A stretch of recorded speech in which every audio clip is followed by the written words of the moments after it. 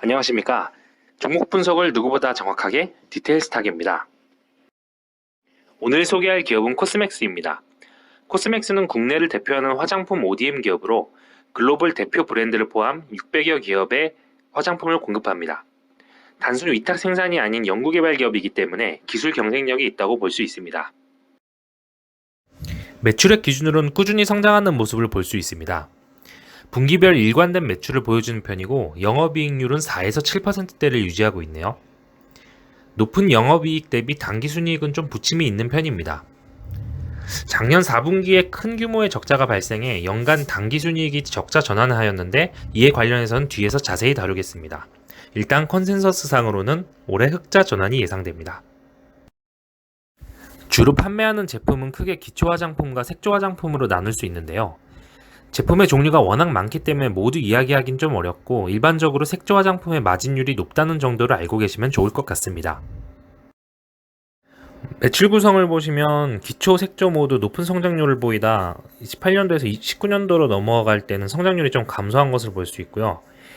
특히 20년도에는 두 부문 모두 역성장을 기록했는데 이는 코로나로 인한 화장품 수요 감소로 인한 것으로 보입니다.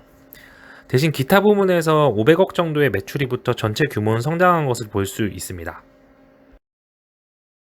당시 기사를 보시면 세정제 판매를 통한 매출 방어가 가능했다는 소식이 있는데요.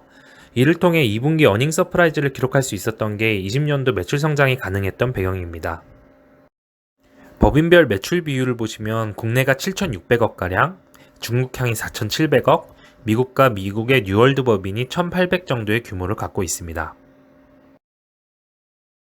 법인별 세부 내역에서는 올해부터 중국 법인 수요 정상화가 이뤄지면서 1분기 실적이 크게 개선된 것을 확인할 수 있고요.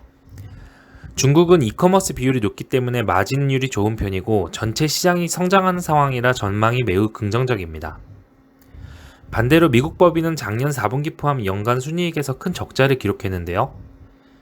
이는 코로나로 인해 고객사 납품 재고에 대한 비용 처리와 뉴월드 영업권 상각 비용이 발생했기 때문입니다. 영업권 상각은 무형자산에 대한 회계적 처리로 이를 나눠서 반영하는 방법도 있겠지만 작년 4분기에 한꺼번에 털어낸 것을 볼 수 있습니다.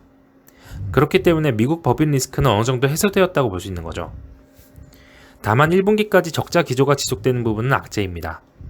미국은 코로나 백신 접종률이 4월 들어 크게 늘었기 때문에 2분기 이후에는 미국 법인의 실적 전환도 기대해 볼 수 있습니다. 부채 비율은 매우 높은 편인데 20년도 기준으로 337%이고 순부채를 따져도 187%에 이릅니다. 성장을 위해 레버리지를 크게 일으킨 편인데 금융비용 발생으로 순이익이 낮게 발생하는 부분도 있습니다. 20년도 컨센서스상으론 부채가 큰 폭으로 감소할 것으로 보이는데 이는 4월에 공시된 유상증자로 인해 자본 유입이 예상되기 때문입니다. 유상증자 공시 내용을 보면 총 1,442억 원 규모이고 이 중 200억이 채무상환에 사용됩니다. 운영자금도 늘어 부채 비율은 크게 감소할 것으로 예상되고요. 주주 배정 후 실권주 일반 공모 방식을 따랐는데 완판되었고 이에 의한 주당 순이익 희석 효과는 11.5%가량입니다. 유동주식이 130만 주 늘어 총 주식수는 1,130만 주가량이 됩니다. 주가 하락으로 인한 리픽싱이 1회 발생하였고 총 유증금액은 1,338억 원으로 감소했습니다. 신주의 상장 예정일은 7월 8일입니다. 유상증자 자금의 세부 사용 계획을 보면 공장과 물류센터 신축, 공장 자동화 설비 도입, 디지털 트랜스포메이션에 투자가 집행될 것으로 보입니다. 이는 각각 색조 제품의 이원화 생산 목적과 생산 효율화, 그리고 온라인 채널 확대와 AI를 통한 판매 플랫폼 구축을 위함입니다. 채무 상환은 앞에 말씀드린 바와 같고 운전자금의 경우 원부재료 조달자금 규모 증가로 인해 자금 규모 확대가 필요하다는 회사 측의 설명이 있습니다.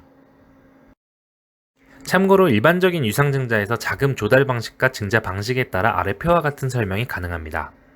시설자금 투자는 성장성이 높아지는 것으로 호재, 운영자금과 채무상환 목적은 기업의 재무가 그만큼 안 좋다는 점으로 평가되어 악재로 인식되는데요. 코스맥스는 일단 돈을 많이 벌고 성장하는 기업이기 때문에 모두 긍정적으로 평가할 수 있다고 생각합니다. 추가로 상장 주식수가 적은 편이기 때문에 유상증자가 주가 재고에도 나쁜 영향만 주진 않을 거라 봅니다. 증자 방식도 일반 공모까지 갔다면 모르겠지만 주주 배정에서 쉽게 완판을 보여 긍정적으로 해석할 수 있습니다. 밸류에이션을 보면 퍼 기준으로는 역사적인 저평가 상황에 와 있습니다. 19년 큰 시설 투자 외에도 CAPX가 꾸준했던 기업이고 올해 FCF가 양수로 전환하였다는 점은 긍정적으로 평가할 수 있습니다. 지금부터는 화장품 섹터 현황을 자세히 살펴보도록 하겠습니다. 각 국가 상황을 보면 화장품 기업들의 이커머스 채널이 점차 확대되고 있는 것을 알 수 있는데요. 이로 인해 많은 기업들이 오프라인을 구조조정하고 AI나 클라우드 서비스를 활용한 고객 맞춤 서비스와 라이브 커머스를 강화하고 있습니다. 앞으로의 경쟁에선 이런 디지털 트랜스포메이션이 큰 비중을 차지할 수 있을 거라 볼 수 있겠죠. 다른 한편으로 국내 화장품 기업들은 해외 수출 비중을 점차 확대하고 있습니다. 아무래도 국내 소비재 시장 성장에는 한계가 있을 테니 어쩔 수 없는 부분이 있을 텐데요. 특히 중국 시장 규모가 크게 확대되고 있습니다. 국내 화장품 기업들도 중국향이 있는 기업과 기타 기업들의 매출액 차이가 벌려지고 있고요. 중국이 경제 성장을 하며 가처분 소득이 늘어 대중들을 상대로 한 매스티브 부문도 성장 기조를 달리고 있습니다. 중국의 화장품 시장 내에서도 OEM, ODM 규모가 점차 커지고 있는 것을 볼 수 있는데 코스맥스가 5%가량의 점유율로 1위를 달리고 있습니다. OEM, ODM 시장은 다수의 기업이 경쟁을 붙는 혼조 상태로 보이는데 코스맥스가 확대할 수 있는 시장이 많이 남아있다는 것으로도 해석할 수 있겠습니다. 중국 내 업황을 보면 링링허우 세대의 화장품 소비가 늘면서 로컬 브랜드의 점유율이 높아지고 있는데요. 퍼펙트 다이어리와 화서자가 대표적인데 현재는 코스맥스가 두 기업 모두 납품하고 있습니다. 다른 한편으로 중국 소비재 판매에 있어 가장 큰 이벤트가 11월 11일에 광군제와 6.18 행사인데요. 광군제는 미국의 블랙 프라이데이와 비슷한 날입니다. 광군제 역대 매출을 보면 로레알이나 에스티로더 등 글로벌 브랜드가 상위를 차지하고 있지만 최근에는 중국의 2세대 화장품 매출이 크게 성장하고 있는 것을 볼 수 있습니다. 6.18 행사는 지난달에 있었는데 올해 LG생활건강, 코스맥스, 클리오가 여기에서 좋은 실적을 남긴 것으로 추정됩니다. 아모레퍼시픽은 당시 매출이 낮게 예상되어 주가가 큰 폭으로 하락하고 있습니다. 참고로 6.18 행사 상위 기업 25개 중 코스맥스 고객사가 14개에 이른 것으로 알려져 있습니다. 매출 1, 2위인 화서자나 3CE만 하더라도 코스맥스가 납품하는 대표 기업입니다. 지금까지 매크로한 관점에서 봤다면 이번에는 코스맥스 개별 종목 현황에 대해서 말씀드리겠습니다. 디지털 트랜스포메이션 관점에서 봤을 때 코스맥스는 이미 공장은 자동화 설비 도입을 완료한 상태이고 AI를 활용한 디지털화 전략을 구상 중입니다. 고객사가 다변화되어 있는 것도 큰 장점입니다. 브랜드 이미지 훼손이나 매출의 부침이 심한 전방 기업들에 비해 안정적으로 성장할 수 있는 여건이기 때문입니다. 특히 앞서 말씀드린 대로 중국 브랜드와의 협력 관계가 강한데 전면에 중국 브랜드를 앞세우기 때문에 한중 갈등으로 인한 영향을 최소화할 수 있습니다. 이는 한한령이나 반한 감정 등의 리스크에 노출되어 있는 타 화장품 기업 대비 유리한 조건이라고 볼 수 있습니다. 최근 매출 성장이 더딘 반면 영업이익률이 개선되는 부분은 수주계약 방식의 변경에 의한 영향입니다. 원자재 매입부터 생산 납품까지 담당하는 턴키 방식에서 원자재 부담을 고객사에 전가할 수 있는 논턴키 방식으로 변경함으로써 마진율을 개선했습니다. 또 최소 주문 수량을 낮춰 신규 진입자에게 문턱을 낮춘 부분도 긍정적입니다. 한편 코스맥스의 공시를 보시면 대량의 특허 공시가 있는데 이는 R&D로 기술 혜자를 구축할 수 있는 부분이기에 장점이라고 볼 수 있습니다.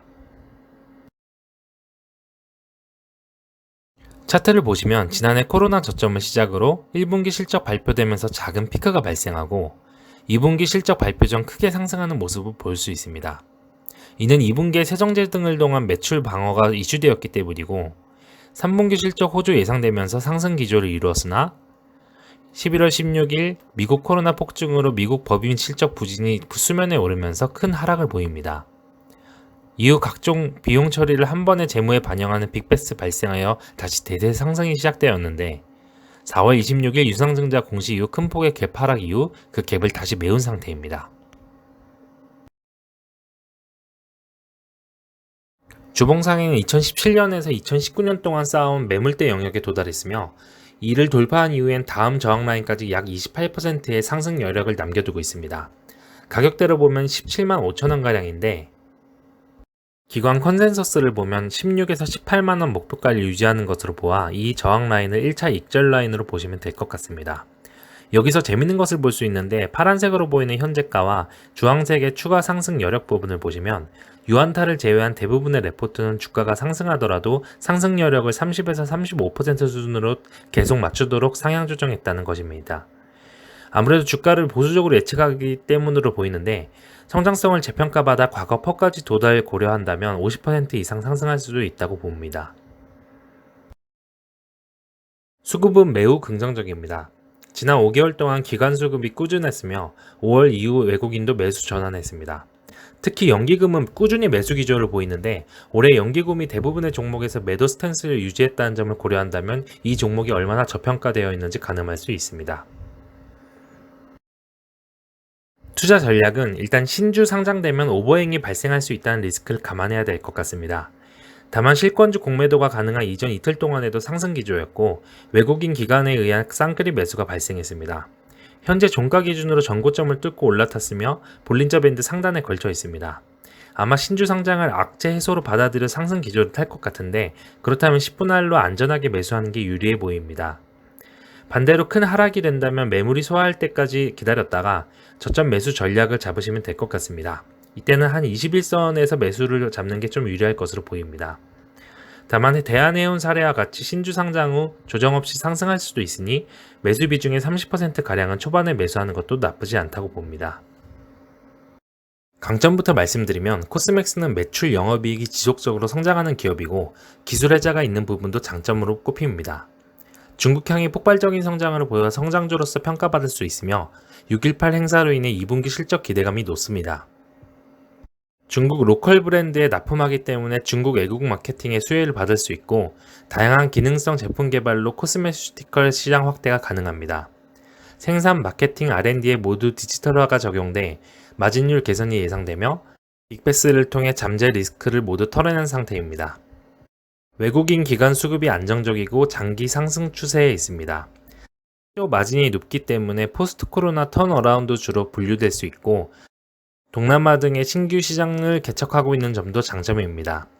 하반기 실적은 앞서 말씀드린 빅베스로 실적 부담이 없습니다. 단점은 부채 부담이 높고 신규 투자 시 유상증자에 의존한다는 점입니다. 따라서 순이익 비율이 낮고 미국 법인의 손실을 최소화하고 성장해야 되는 숙제가 남아 있습니다. 브랜드 파워를 이용한 고급화가 어렵고 실적이 고객사 매출의 종속적인 부분도 단점이라 볼 수 있습니다. 상승 가능한 트리거는 유상증자로 인한 오버행 해소, 사회적 거리두기 해제, 면세점 활성화나 한중 관계 개선, 중국 로컬 브랜드와의 추가 제휴나 미국 시장에서의 신사업 전략 발표 등이 있겠습니다. 오버행 해소 시 시초가 매수와 21선 접근 시 추가 매수 가능하겠습니다.